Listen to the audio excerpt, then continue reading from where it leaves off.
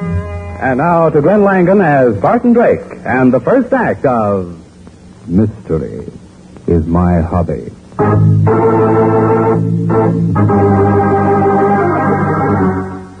Why the good inspector had to drag me to the theater tonight of all nights is quite beyond me. I could much more profitably have been finishing the first chapter of my latest book or calling upon a very desirable young lady I know. Of course, mystery is my hobby, but that doesn't include magicians, charlatans, and mind readers. And that's just what this Raja Vidrami is, I'll bet you. Even if he is billed as the greatest wizard of modern times. Well, this ought to be a good show, Bart. Inspector, you're getting childish. Certainly you don't believe in this stuff. Of course not. I'm here on business. Oh, you want to learn some card tricks? Now, look, Bart, you know the department frowns on these kind of things. We got laws about fortune tellers. I'm here to see that this guy doesn't pull any monkey business, that's all. And incidentally find out how your great aunt is doing in the other world, Inspector? Now, Bart. Anyhow, they usually have some mighty pretty girls in these kind of shows. That's right. In tights. Now, be quiet. Here comes the man. Good evening, ladies and gentlemen.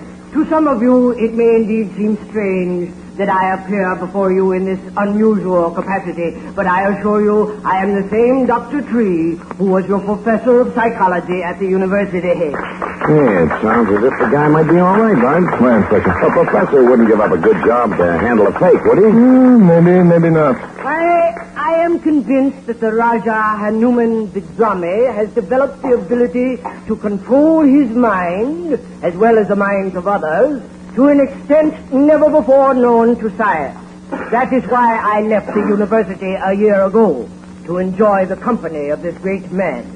I therefore take great pleasure in introducing to you Raja Vidrami. Greetings, ladies and gentlemen. I am Raja Vidrami. During the evening, I shall attempt many experiments. However, the greatest one of all will require the whole evening. I shall therefore begin it now. Loretta, if you please. You will become rigid, Loretta. Dr. T, you and I will bind her hands to her side. We will place the rigid body upon this bed of sharpened spikes. Strike them, Dr. Tree. I wish the spectators to know that they are real. Yes, Raja. We now place this sheet over Miss Loretta.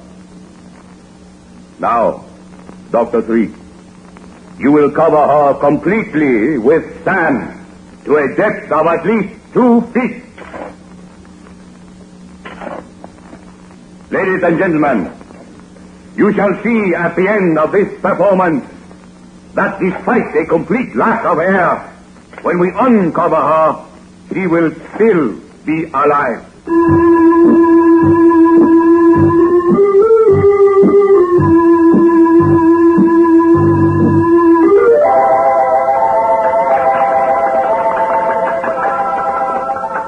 Dr. Tree is now removing the sand. Buried in sand for 2 hours, you shall see that Miss Loretta still lives. You may remove the sheet now, Dr. Tree.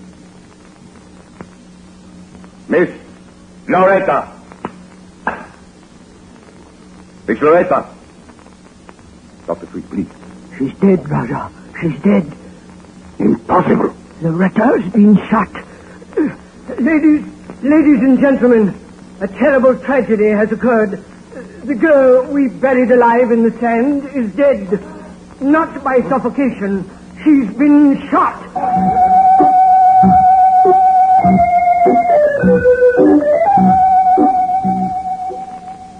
I'll pick out a couple of men and put them on the stage door, Bart. Then I'm going to call for a detail. Okay, Inspector. Raja, could we have the curtains closed, please? Yes. I attend to it at once. Well, Dr. Tree, something seems to have gone wrong. It's impossible. It couldn't be done. Death isn't very pretty, is it, Doctor? Well, but Raja can at least close up the curtains. The Raja can do anything. Yes, except bring this poor girl back to life. Help me turn her over, Doctor. Maybe we can find the wound. Yes, of course. Thanks. We'll set her down here, off the spikes. That's better. Yes, indeed. It's terrible, sir. A gaping hole in the back of her head. Bullet still in the brain. It couldn't happen. It couldn't. Yes, but it did. Let's take a look at this bed of spikes. Well, there's nothing... What's this? What, sir? This bent metal tube running to this spike. There's a mouthpiece on the end of it. Well, it's... There. I'll pull it out of the spike. Well, this particular spike is hollow. There's a hole barred in the stage just under it. There are two other holes slightly larger right alongside of it. Well, Dr. Tree, this exhibition was a fake, wasn't it? What do you mean? All the time the girl was lying buried in the sand, supposedly in a trance, she was breathing through this tube. But she had to breathe, of course. The whole thing was a fake. That's a funny thing, Dr. Tree. Even I was tempted to believe it was real, and you completely fooled the inspector. Well, why not? I staged it. So far, I've been able to fool all the great authorities. Well, never mind. Who was backstage, Doctor, during your act? Only the girl, Mildred, Raja's other assistant. You saw her yourself. Yes, she was quite alluring. There's one thing I think you should know, Mr. Drake. This girl here, Loretta, was my wife. Very interesting. We've been married just a few months. And I see you're completely overcome with grief. Hey, Barnes. Yes, Inspector. I've got guards on the doors and the homicide detail will be here any minute. Good old Inspector. You follow the routine to the letter, don't you? You bet. Where's our friend the Rajah? Did you let him go? I'll say I didn't. The Rajah couldn't possibly have committed this crime, gentlemen. He was on stage during the entire performance. Where is the Rajah, Inspector? Downstairs in one of the restrooms. Perhaps we'd better go have a talk with him. Hey, what's that? Who's shooting? Come on, let's find out. Hey, give me that gun. Who's in where, Mildred? Man, I don't know who, but he ran back to the mummy case. I'll drag him out. Wait a minute, Bart. Let me get him out. Okay, Inspector, go ahead. Come on out, you. Come on or I'll shoot. Come out of that box. That'll get him. You're so thorough, Inspector.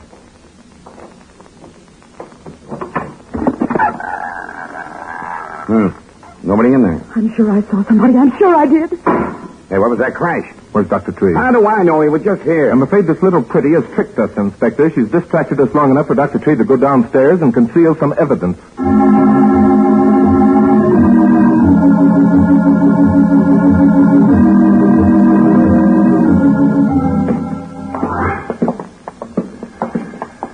Well, Dr. Tree, coming up again? I was down here looking for evidence. Uh-huh.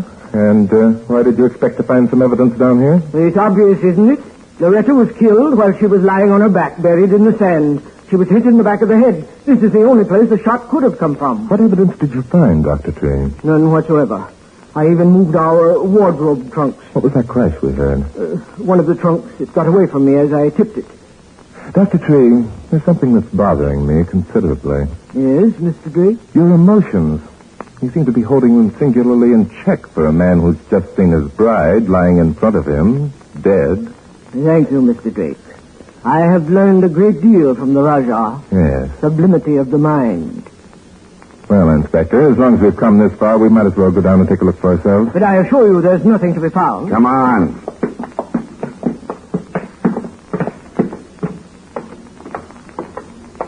This is it, gentlemen. We are now directly beneath the stage. I see. Are these the wardrobe trunks you were moving, Doctor? Yes. What's this little tin pail? One of the props, I believe, Mildred. Yeah, the Rajah makes roses grow out of them. This one's been smashed. I'm afraid the trunk fell on it. I see that some of your sand has leaked through onto the floor from above. Possibly. There are several holes in the stage. Hey, Bart, come over here. Yes, Inspector? Here's where the murder was committed. Yeah? How? Through one of these holes here in the ceiling. See, this one has powder marks. Somebody poked a gun through this hole and pulled the trigger. I wonder who. Mildred, that's who. She's the only one who was off stage, and I took a gun away from her, remember? But Mildred's gun was an automatic. An automatic wouldn't fit into that hole, Inspector. Yeah, that's right. Okay, so it wasn't Mildred, but somebody did. How about us find the gun, too, right here in this basement? Mr. Drake, could I speak to you alone? Well, Go ahead, Bart. I'll stick with the doctor here. I'm going to find that gun, and I'm betting he'll help me find it.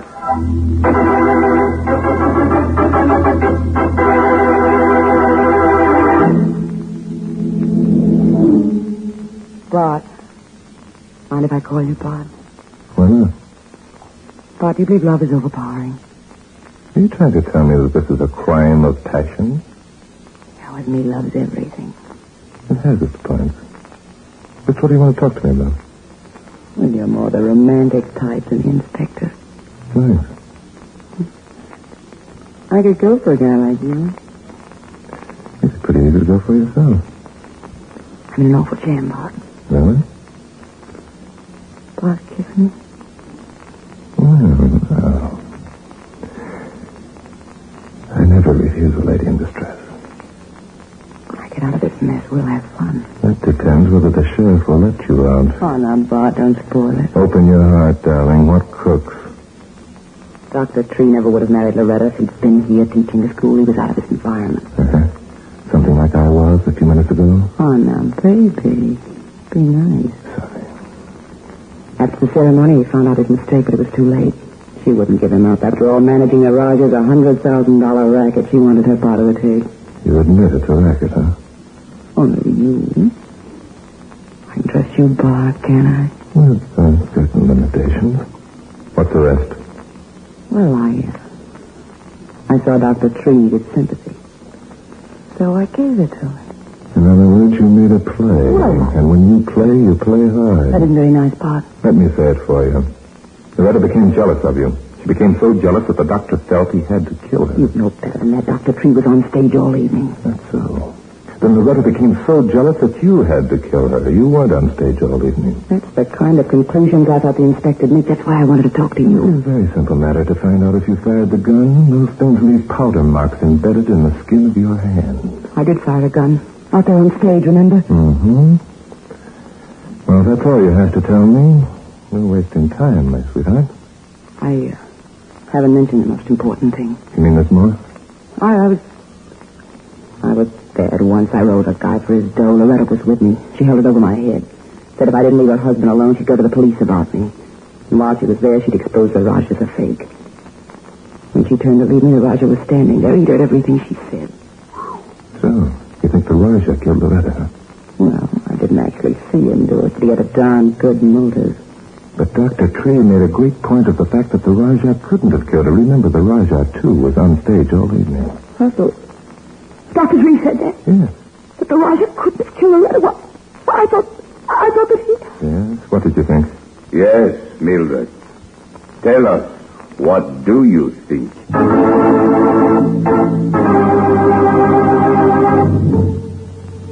Yes, my dear. Tell us, what do you think? Well, Mildred? Raja, I didn't know you were there. Your words accuse me of murder. I didn't mean to accuse you. I simply meant you could have killed her. It is true. It would have been possible. I know something of firearms. Even better still, I know ways of controlling the human mind so that a person will destroy himself. I would have a care, Mildred. I know, Raja, I know. But I did not kill Loretta. Did you know that Loretta had threatened to expose your claims to abnormal mental power as false, Raja? I did. It was as though a great tree had fallen across my body, crushing out my spirit. How was I to know that these three had contrived to embellish my miracle with the use of mechanical contrivances, fraud, and trickery? Since I learned this through Miss Loretta's thoughtless words, my life has become a mockery. I am nothing but a bit of chaff being ground in the middle of commercialism. You must hold a great hatred of them, Raja Bidrami. And especially for Loretta, who threatened to expose you. Hatred is not within the concepts of my mind, Mr. Drake. It is an unworthy emotion. I can sympathize with you. Then, Miss Shine, when this crime becomes public knowledge, my work has The charlatan for this past year will also become public, will it not? I'm afraid so, Roger. Hold, Bart! Good heavens, that's the inspector. Where are you, Inspector? In here. In the mummy cave. Stand where you are, Mr. Drake. Dr. Tree, he has a gun. Yes, and I'll use it. Unless you let Mildred and me go free. What about the Rajah? Don't you want him to go free, too? No.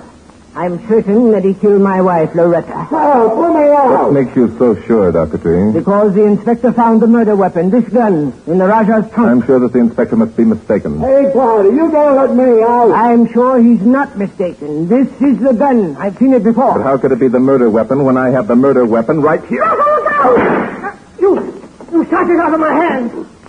Now, will you please release the inspector from the mummy case? I shall be happy to do so. Wait a minute. Where is he? I'll send him up for life, interfering with an officer in the line of duty. Now, don't feel too bad, Inspector. I've heard of Egyptians who stayed in those things for thousands of years. The dirty lug, he tripped me. Pretended he was trying to help us. I dropped the gun and he shoved me inside that thing and slammed it shut. Oh, Bart, when the boys hear about this... No, don't worry, Inspector. I won't tell. I think I'll just work the doctor over for luck. Just a minute, Inspector. Let's get one crime solved before we come involved in another. Now, the way I see it, Dr. Tree here and the beautiful Mildred are in love, age notwithstanding.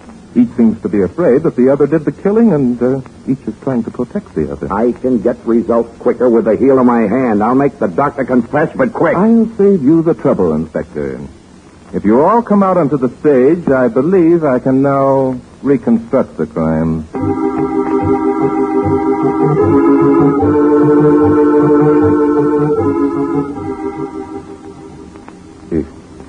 If you will be so kind, Mr. Drake, I would like to go to my dressing room and lie down. I'm overcome with shame. Oh, no, you don't. You'll stay here. I'd prefer it, Rajan. As you wish. Although my shame is punishment almost too great to bear. If I committed a crime, it was in all innocence. I was gullible. These are the tricksters who blaspheme my work. Yes. Well, we'll take care of that in a minute, Raja. First, I want you to notice these 3 holes here in the floor. One was for the tube that Loretta breathed through. One was used to push the barrel of the revolver upwards. It's just tight enough to hold it firmly. But there's still another hole. Yeah. What was that for? The little tin pail, Inspector, that we found downstairs. It was tied to the trigger of the gun directly under this 3rd hole. So when the sand was shoveled in over the girl, some of it ran through the hole and into the pail. When the bucket gained sufficient weight, naturally, it pulled the trigger of the gun. Well, I'll be darned. Why didn't I think of that?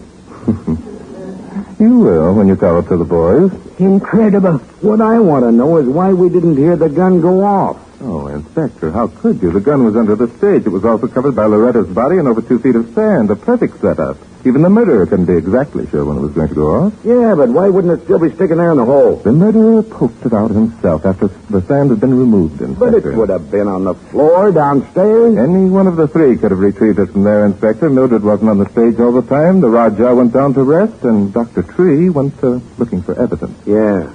I think we'd better run all 3 of them in. Oh, let the Rajah... Hey, no, you don't. Give me that knife. I'm afraid we're too late, Inspector.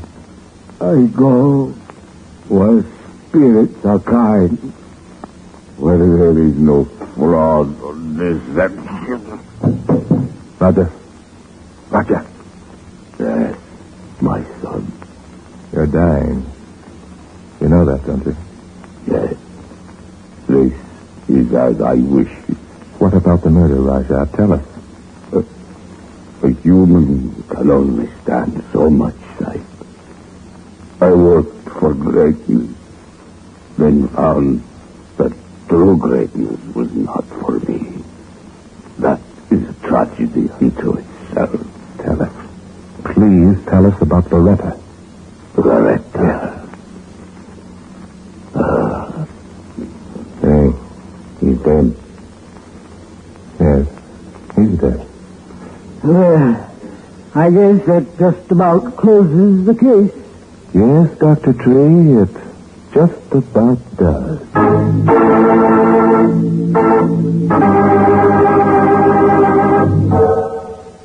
You know, Inspector, the Raja was a good and sincere man. He had a lot of talent, if the others hadn't tried to exploit it. What kind of talent? Extrasensory perception, for one thing. What's that? Skip it. I don't believe it, whatever it is. Now, don't tell me that he gave you some kind of a thought transfer that made you tell me to arrest Dr. Tree for Loretta's murder. Or maybe you read his mind. No, Inspector. It wasn't a thought transference. In fact, it was Dr. Tree's complete lack of thinking that put me on the right track. Yeah? Yes, I'm afraid so. You remember when he announced Loretta's death from the stage? He said she'd been shot. But when we looked at the body lying face up on that bed of spikes, there was no visible wound. We didn't find the wound until we turned her over. Well, I'd have seen that, too.